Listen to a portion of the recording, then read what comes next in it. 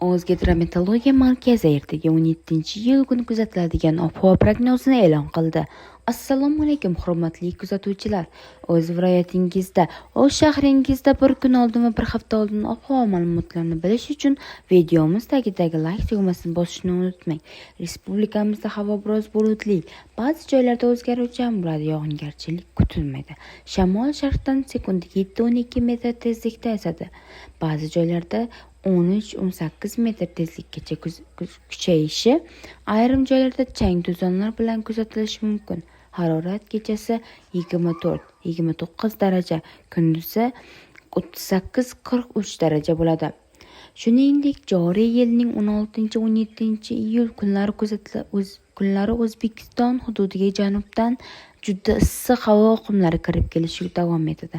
Havo harorati eng issiq kunlarda hududning katta qismida 41-43 darajagacha, shimolda, janubda va cho'l hududlarda 44-46 darajagacha kuzatiladi. Eslatib o'tamiz, avvalroq O'zgidromet joriy yilning 18-20 iyul kunlari O'zbekiston hududiga janubdan juda issiq havo oqimlari kirib kelishida davom etishi haqida ogohlantirgan edi. Videomiz manfaatli bo'lgan bo'lsa, sahifamizga obuna bo'ling va do'stlaringizga ulashib qo'ying. Xayr, salomat bo'ling.